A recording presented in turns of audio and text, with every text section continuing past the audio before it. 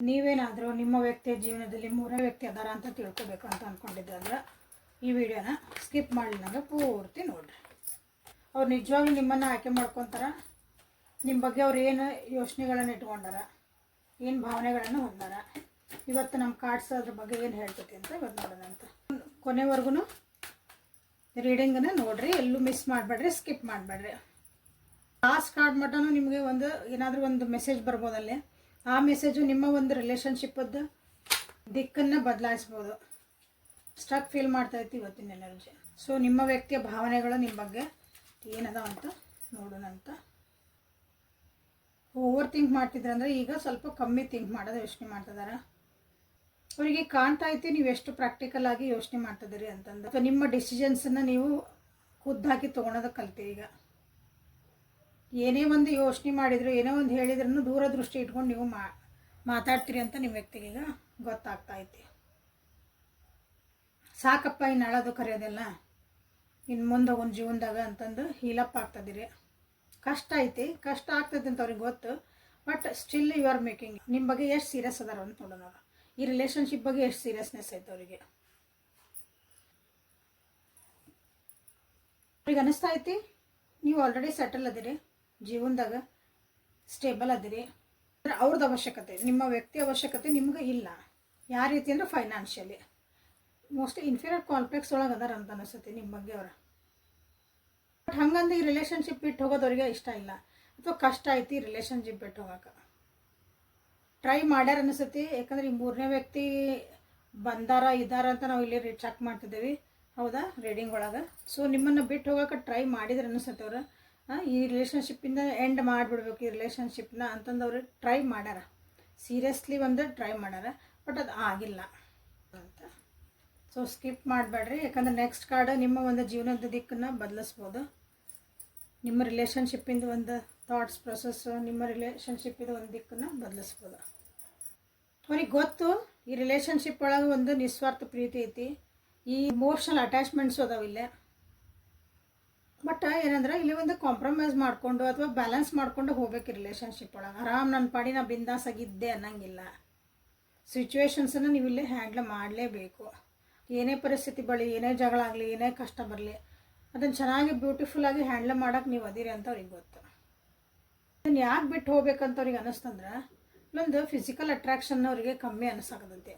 ನಿಮ್ದೊಂದು personal space ಅಂತ ಏನು ಕರಿತೀರಿ ಇಬ್ಬರದು, ನಿಮ್ಮದು ಪರ್ಸ್ನಲ್ ಒಂದು ಟೈಮ್, ಅಲ್ಲಿ ನಿಮ್ಮಿಬ್ಬರದು ಹೊಂದಾಣಿಕೆ ಇಲ್ಲ ಅಂತ ನಿಮ್ಮ ವ್ಯಕ್ತಿಗೆ ಅನ್ನಿಸ್ತಾ ಐತೆ.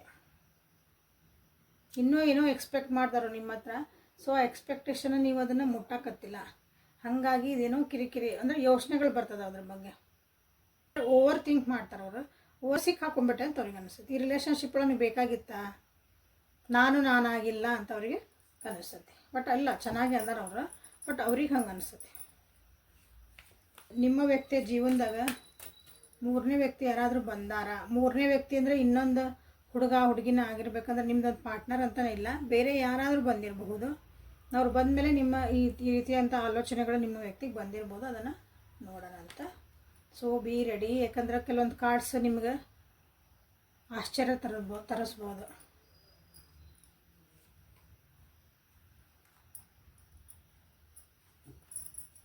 ಸೊ ನೋಡಿರಿ, 2 ಮೇಜರ್ ಅರ್ಕನ ಬಂದಾವ ಇಲ್ಲಿ. ನಿಮ್ಮ ವ್ಯಕ್ತಿ ಜೀವನದೊಳಗೆ ಮೂರನೇ ವ್ಯಕ್ತಿ ಯಾರಾದರೂ ಅದಾರ ಅಥವಾ ನಿಮ್ಮ ರಿಲೇಷನ್ಶಿಪ್ಪಿಗೆ ಅಡ್ಡ ಆಗೋರು ಯಾರಾದರೂ ಅದಾರ ಅಂತ ಇಲ್ಲಿ ನೋಡ್ತಿರೋದು. ಮೂರನೇ ವ್ಯಕ್ತಿ ಅಂತಂದ್ರೆ ಬಂದಿರಬಹುದು. ಭಾಳ ಜನ ಒಪಿನಿಯನ್ಸನ್ನು ಕೊಟ್ಟಾರ ಇಲ್ಲಿ ನಿಮ್ಮ ರಿಲೇಷನ್ಶಿಪ್ಪಿಗಾಗಿ, ಭಯ ಹುಡ್ಸಾರ ಈ ರಿಲೇಷನ್ಶಿಪ್ಪಿಗಾಗಿ. ಯಾಕಂತಂದ್ರೆ ನೀವು ಭಾಳ ಸ್ಟ್ರಾಂಗ್ ಅದ್ರಿ. ಮೂರನೇ ವ್ಯಕ್ತಿಗಳು ಬಂದಾರಿಲ್ಲೇ. ಸೊ ಅವ್ರ ಫ್ರೆಂಡ್ಸ್ ಆಗಿರ್ಬೋದು, ಕರಿಯರ್ ಒಳಗೆ ಜೊತೆಗಿದ್ದರು ಇರ್ಬೋದು, ಲಾಂಗ್ ಡಿಸ್ಟೆನ್ಸ್ ಒಳಗೆ ಯಾರೋ ನಿಮ್ಮ ರಿಲೇಷನ್ಸು ಫ್ರೆಂಡ್ಸು ಯಾರು ಇದ್ದರೆ ಅವರು ಆಗಿರ್ಬೋದು, ಆಜು ಬಾಜು ಮನೆಯದವರು ಆಗಿರ್ಬೋದು ಇಲ್ಲೇ. ಸೊ ಬಂದು ಹೋಗ್ಯಾರ. ಓಕೆ, ಸೊ ಬಂದು ಇನ್ನೂ ಇಲ್ಲ, ಅವ್ರೀಗ ಬಂದು ಹೋಗ್ಯಾರ. ಈಗ ನಿಮ್ಮ ವ್ಯಕ್ತಿಗೆ ಏನೋ ರಿಗ್ರೆಟ್ ಆಗ್ತಾಯಿದೆ. ಓಕೆ, ಅವ್ರ ಮಾತು ಕೇಳಬಾರ್ದಾಗಿತ್ತು, ಅವ್ರ ಮಾತು ಕೇಳ್ಕೊಂಡು ನಾವು ದೂರ ಹೋಗ್ಬಾರ್ದಾಗಿತ್ತು. ನಿಮ್ಮಿಂದ ದೂರ ಹೋಗ್ಯಾರ ನಿಮ್ಮ ವ್ಯಕ್ತಿ. ಈಗ ಅದರದ್ದು ಒಂದು ರಿಯಲೈಸೇಷನ್ ಆಗ್ತಾಯಿದೆ. ಅದು ಒಂಥರ ಚುಸ್ತೈತಿ. ಅವ್ರು ಮಾಡಿದಂಥ ಒಂದು ಕೆಲಸಗಳು, ನಿಮ್ಮಿಂದ ದೂರ ಹೋಗಿದ್ದು, ಬ್ಲಾಕ್ ಮಾಡೋದು, ನೋ ಕಾಂಟ್ಯಾಕ್ಟ್ ಹೋಗಿರ್ಬೋದು, ನಿಮ್ಗೇನೋ ಒಂದು ಮಾತು ಚುಚ್ಚಿ ಮಾತಾಡಿರ್ಬೋದು, ಮನಸ್ಸು ಮಾಡಿರ್ಬೋದು. ಇಲ್ಲೇ 7 ನಂಬರ್ ಭಾಳ ಎಲ್ಲ ರಿಫ್ಲೆಕ್ಟ್ ಆಗ್ತಾಯಿತ್ತು ನೋಡ್ರಿ. ಎಸ್ಪೆಷಲಿ ಹೆಣ್ಮಕ್ಳು ಯಾರೋ ಬಂದಿರ್ಬೋದು. ಈ ರೀತಿ ಮಾತಾಡ್ದರೊಳಗೆ ಈ ನಿಮ್ಮ ರಿಲೇಷನ್ಶಿಪ್ಪಿಗೆ ಜಾಸ್ತಿ ಎಫೆಕ್ಟ್ ಮಾಡಿದ್ರಂದ್ರೆ ಹೆಣ್ಮಕ್ಳು. ಹೌದು, ಹೆಣ್ಮಕ್ಳು ದೊಡ್ಡವ್ರು, ನಿಮ್ಗಿನ ದೊಡ್ಡ ವಯಸ್ಸೊಳಗೆ ದೊಡ್ಡವರು. ಅಂದರೆ ಸೀರಿಯಸ್ ಆಗಿ ಮುಂದೆ ಏನಾದರೂ ನಿಮ್ಮನ್ನು ಬಿಟ್ಟು ಹೋಗಬೇಕು ಅಂತಾರೋ ಅಥವಾ ನಿಮ್ಮ ಜೊತೆಗೆ ಇರಬೇಕು ಅಂತಾರೋ ಅಂತ ನೋಡೋಣ ಅಂತ.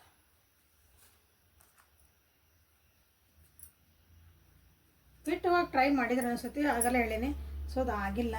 ಸೊ ಯಾರು ಬಿಟ್ಟು ಹೋಗಿದ್ರೆ ವಾಪಸ್ ಬರೋಕ್ಕೆ ಟ್ರೈ ಮಾಡ್ತಾರೆ. ನಿಮ್ಮ ಜೊತೆಗೆ ಒಂದು ಫ್ರೆಂಡ್ಲಿ ಆಗಾಕಾರ, ನಿಮ್ಮ ಜೊತೆಗೆ ಒಂದು ಫ್ರೆಂಡ್ಶಿಪ್ ಬೆಳೆಸ್ಕೊಳಕ್ಕಾದ್ರೆ ವಾಪಸ್ ಬರ್ತಾರೆ. ಕಮಿಟ್ಮೆಂಟ್ ಕೊಡ್ತಾರಂದ್ರೆ ನೋ. ಒಂದು ಫ್ರೆಂಡ್ ಝೋನ್ ಒಳಗೆ ಇರೋಕ್ಕಾಗಿ ಇಷ್ಟಪಡ್ತಾರೆ ಅಷ್ಟೇ ವ್ಯಕ್ತಿ. ಓಕೆ, ನೀವು ಬೇರೆ ಯಾರಾದರೂ ರೀತಿ ನೀವು ನೋಡ್ಕೊಂಡಿದ್ರಿ ಅಂದ್ರೆ ಸೊ ಅವರಿಲ್ಲಿ ಆ ರೀತಿ ಇರೋಕ್ಕೆ ಅವ್ರ ಕೈಯಿಂದ ಸಾಧ್ಯ ಇಲ್ಲ. ಫ್ರೆಂಡ್ ಝೋನ್ ಒಳಗಿರ್ಬೋದು, ನೋ ಕಮಿಟ್ಮೆಂಟ್ಸ್, ನಥಿಂಗ್, ಫ್ರೀಯಾಗಿ ಆರಾಮಾಗಿ ಇರೋಕ್ಕೆ ಇಷ್ಟಪಡ್ತಾರೆ ನಿಮ್ಮ ಜೊತೆಗೆ. ಓಕೆ, ಇಲ್ಲೇ ಹಿಡನ್ ಟ್ರೂತ್ ಕೊರಾಕಲ್ಸಿಂದ ಏನಾದರೂ ಒಂದಿಷ್ಟು ಮೆಸೇಜಸ್ ಬರ್ತಾವ ನಿಮ್ಗೆ ಅಂತಂದು ನೋಡೋಣ ಅಂತ. ಸೊ ಕೆಲವೊಂದು ಮೆಸೇಜಸ್ ನಿಮ್ಗೆ ಸರ್ಪ್ರೈಸಿಂಗ್ ಆಗಿರ್ತಾವೆ. ಸೊ ಲಾಸ್ಟ್ ಮಟನ ನೋಡಿರಿ, ಸ್ಕಿಪ್ ಮಾಡಬೇಡ್ರಿ.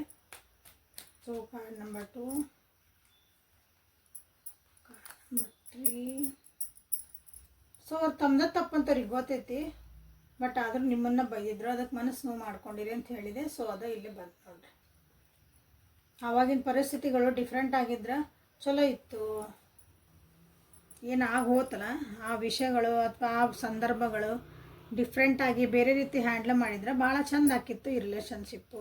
ಅಥವಾ ಈಗಿರೋ ಪರಿಸ್ಥಿತಿಗಳು ಬರ್ತಿದ್ದಿಲ್ಲ, ಬೇರೆ ರೀತಿನ ಅದನ್ನು ಹ್ಯಾಂಡ್ಲ್ ಮಾಡಬೇಕಾಗಿತ್ತು ಅಂತ ಈಗ ರಿಗ್ರೆಟ್ ಆಗ್ತಾಯಿತಿ ಅಂತ ಹೇಳಿದ್ನಲ್ಲ. ಯಾಕಂದ್ರೆ ಇಲ್ಲ ಐತೆ ನೋಡ್ರಿ. ಮನಸ್ಸು ಅದಕ್ಕೆ ನೋವು ಮಾಡಿದ್ರು, ಬೇರೆಯವ್ರ ಮಾತು ಕೇಳ್ಕೊಂಡು ಮಾಡಿದ್ರು. ಯಾಕಂದ್ರೆ ನಿಮ್ಮ ಜೊತೆಗಿದ್ದಾಗ ಅವರಿಗೆ ಭಾಳ ಆರಾಮಿರ್ತಿದ್ರು. ಯಾವ ನೆಗೆಟಿವಿಟಿ, ಒಂದು ಕೆಟ್ಟ ಆಲೋಚನೆಗಳು ಬರ್ತಿದ್ದಿಲ್ಲ. ಸುಖಮಯವಾಗಿತ್ತು ಜೀವನ, ಆರಾಮಿತ್ತು, ನೆಮ್ಮದಿ ಇತ್ತು ಜೀವನ. ನಿಮ್ಮ ಜೊತೆಗೆ ಏನು ಮಾತಾಡಿದ್ರಲ್ಲ ಎಲ್ಲನೂ ರಿಪೀಟ್ ಮಾಡ್ಕೊತಿದ್ದಾರೆ. ಕಾನ್ವರ್ಜೇಷನ್ಸ್ ಏನಾಗಿದ್ವಲ್ಲ, ಮಾತುಕತೆಗಳು, ಅದು ಒಳ್ಳೇದಾಗಿರ್ಬೋದು ಕೆಟ್ಟದಾಗಿರ್ಬೋದು. ಅಂದರೆ ಜಗಳಗಳಾಗಿತ್ತಂದ್ರೂ ಅದನ್ನು ರಿಪೀಟ್ ಮಾಡಿಕೊಂಡು ಕೇಳ್ಕೊಂಡು ಅಂದರೆ ಯೋಚನೆ ಮಾಡ್ತಿದ್ದಾರೆ. ಅದೇ ರೀತಿ ನಾನು ಅನ್ಬಾರ್ದಾಗಿತ್ತನೋ, ಹಿಂಗೆ ಅಂದಿದ್ರೆ ಹೆಂಗಿತ್ತು. ಓಕೆ, ಸೊ ಈಗ ಅವರಿಗೆ ನೀವು ಅವ್ರ ಜೀವನದಾಗ ಬೇಕಾಗೈತಿ. ಸೊ ಥರ್ಡ್ ಪಾರ್ಟಿ ಅದಾರಲ್ಲ, ಅವರೆಲ್ಲ ಅಂದಿದ್ದು ಕೇಳಿ ನನ್ನ ಜೀವನ ನಾನು ಹಾಳು ಮಾಡಿಕೊಂಡೆ ಅಥವಾ ನಮ್ಮ ರಿಲೇಷನ್ಶಿಪ್ಪನ್ನ ನಾನು ಹಾಳು ಮಾಡಿಕೊಂಡೆ ಅಂತಂದು ಆ್ಯಕ್ಷನ್ಸ್ ಇಲ್ಲೇನು ಕಾಣಕತ್ತಿಲ್ಲ ಅಷ್ಟೊಂದು. ನೆಕ್ಸ್ಟ್ ಆ್ಯಕ್ಷನ್ಸ್ ಅಂತ ನೋಡಿದರೆ ಇಷ್ಟು ಕಾರ್ಡ್ ಒಳಗೆ. ಬಟ್ ಈಗೂ ನಿಮ್ಮ ಬಗ್ಗೆ ಮಾತಾಡ್ತಾರೆ ಜನ ನಲ್ಲಿ ಎದುರಿಗೆ. ಓಕೆ, ನಿಮ್ಮ ಬಗ್ಗೆ ಮತ್ತು ಏನೋ ಚುಚ್ಕೊಡಕ್ಕೆ ಏನೋ ಮಾಡೋಕ್ಕೆ ಮಾತಾಡ್ತಾರೆ. ಬಟ್ ಈ ಸಲ ನಿಮ್ಮ ವ್ಯಕ್ತಿಗೆ ಬುದ್ಧಿ ಬಂದೈತಿ, ಏನೂ ರಿಯಾಕ್ಷನ್ ಕೊಡಲ್ಲ ಅವರು. ಸುಮ್ಮನೆ ಅನ್ಕೊತಿರ್ತಾರೆ, ಅನ್ಕೊಂಡ್ಬಿಡ್ಲಿ ಅಂತಂದು ಸುಮ್ಮನೆ ಆಗ್ಬಿಡ್ತಾರೆ ನಿಮ್ಮ ವ್ಯಕ್ತಿ. ಯಾಕಂದ್ರೆ ನಿಮ್ಮ ಜೊತೆಗಿದ್ದಾಗ ಎಷ್ಟು ಆರಾಮಿರ್ತಿತ್ತು, ಅಷ್ಟು ಸ್ಟ್ರಾಂಗ್ ಅದಿರಿ ನೀವು ಅಂತಂದ್ರೆ ಯಾರಿಗೂ ಏನೂ ಅನ್ನೋಕ್ಕೆ ಬಿಡ್ತಿದ್ದಿಲ್ಲ ಅನ್ನಿಸುತ್ತೆ. ಅಥವಾ ಇದನ್ನು ಪ್ರೊಟೆಕ್ಟ್ ಮಾಡ್ತಿದ್ರೆ ಈ ರಿಲೇಷನ್ಶಿಪ್ನ ನೀವು. See this is a surprisingly I want you ಒಂದು ಬಂತು. So you can claim this energy. So ಇಲ್ಲಿ ಬಂದಿರೋಂಥ ಕೆಲವೊಂದು ವಿಷಯಗಳು ನಿಮಗೆ ಎಲ್ಲನೂ ಗೊತ್ತಿದ್ವಾ ಅಥವಾ ನಿಮಗೆ ಗೊತ್ತಿಲ್ಲದ ವಿಷಯಗಳೇನಾದರೂ ಇಲ್ಲಿ ಗೊತ್ತಾದ್ವಾ ಅಂತ ನನಗೆ ಕಮೆಂಟ್ ಒಳಗೆ ಹೇಳ್ರಿ. ಯಾವ ವಿಷಯಗಳು ನಿಮಗೆ ಹೊಸದಾಗಿ ನನಗೆ ಗೊತ್ತಾತ್ರಿ, ರೀಡಿಂಗಿಂದ ನನಗಿದು ಅರ್ಥ ಆಯ್ತು, ನನಗೆ ಇಷ್ಟು ದಿನ ಗೊತ್ತಿದ್ದಿಲ್ಲ ಅಂದ್ರೆ ನಮ್ಗೆ ಕಮೆಂಟ್ ಒಳಗೆ ತಿಳಿಸ್ರಿ. ಸೊ ಲವರ್ಸ್ ಒರಾಕಲಿಂದ ಥರ್ಡ್ ಪಾರ್ಟಿ ಸಿಚುವೇಶನ್ ಅಂತ ನಿಮ್ಗೆ ಯಾರಿಗೆ ಅನಿಸ್ತತಿ, ಅಥವಾ ನಿಮ್ಮ ವ್ಯಕ್ತಿ ಜೀವನದ 3ನೇ ವ್ಯಕ್ತಿ ಬಂದಾರ ಅಂತ ಯಾರಿಗೆ ಅನಿಸ್ತತಿ. So be with me till the end. Okay, surprises ಇರ್ತಾವೆ ಲಾಸ್ಟಿಗೆ, ಸ್ಕಿಪ್ ಮಾಡಬೇಡ್ರಿ, ನಾ ಯಾವಾಗಾದರೂ ಹೇಳ್ಬೋದು. ಸೊ ಇದರಿಂದ ನಿಮಗಿಲ್ಲಿ ಏನು ಒಂದು ಗೈಡೆನ್ಸ್ ಬರ್ತಾಯಿತಿ ಲವರ್ಸ್ ಒರಾಕಲಿಂದ ಅಂತ ಇಲ್ಲೇ ನೋಡೋಣ ಅಂತ. ಸೊ ಲಾಸ್ಟ್ ಒಂದು ಕಾರ್ಡ್. ಸೊ ನ್ಯೂ ಬಿಗ್ನಿಂಗ್ ಬರ್ತದವು ನಿಮ್ಮ ಜೀವನದಾಗ, ಅದನ್ನು ಎಂಬ್ರೇಸ್ ಮಾಡ್ಕೊಳ್ರಿ. ಓಕೆ, ಸೊ ಒಂದು ಸಲ ಕೇಳ್ಕೊಳ್ರಿ, ನೀವು ಈ ವ್ಯಕ್ತಿ ಜೊತೆಗೆ ಹೆಂಗಿರಬೇಕು, ಏನು ಮಾಡಬೇಕು. ಈ ವ್ಯಕ್ತಿ ಜೊತೆಗೆ ನೀವು ಚೆನ್ನಾಗಿರ್ಬೇಕಂತಿರೋ ಅಥವಾ ಬಿಟ್ಟು ಹೋಗ್ಬೇಕಂತಿರೋ.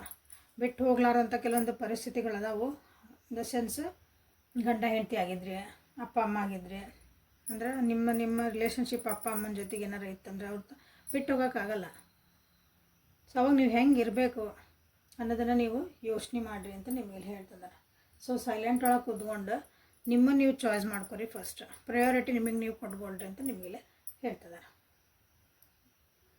ಮೆಡಿಟೇಷನ್ ಮಾಡಿರಿ, ಅನ್ವಾಂಟೆಡ್ ಥಾಟ್ಸ್ ಎಲ್ಲನೂ ಹೊರಗೆ ಹಾಕ್ರಿ ಅಂತ ಹೇಳ್ತದೆ. ಯಾಕಂದ್ರೆ ನೀವು ಅಪರ್ಚುನಿಟೀಸ್ ಬರಬೇಕು ನಿಮ್ಮ ಜೀವನದಾಗ.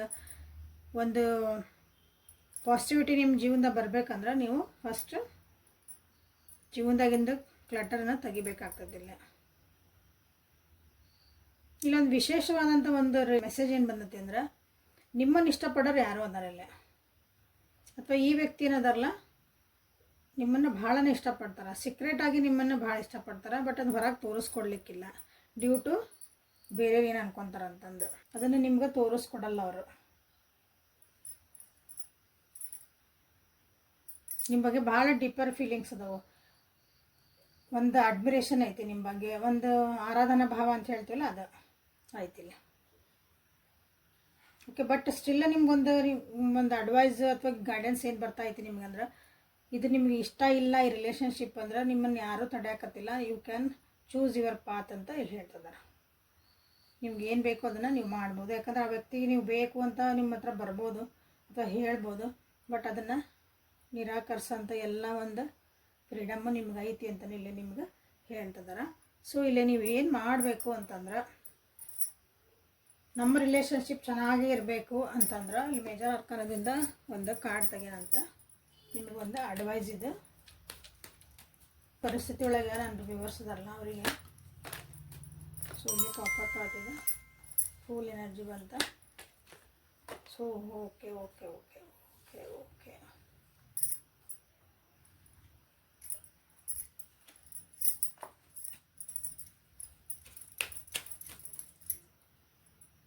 ಸೊ ಒಂದು ಕಾರ್ಡ್ ತೆಗಿಯೋಕೆ ಹೋದ್ರೆ 3 ಕಾರ್ಡ್ ಬಂದವು ನಿಮಗಿಲ್ಲಿ. ಸೊ ಟ್ರಾನ್ಸ್ಫಾರ್ಮೇಷನ್ ಆಗ್ರಿ ಅಂತ ನಿಮ್ಗೆ ಹೇಳ್ತಿದ್ದಾರೆ.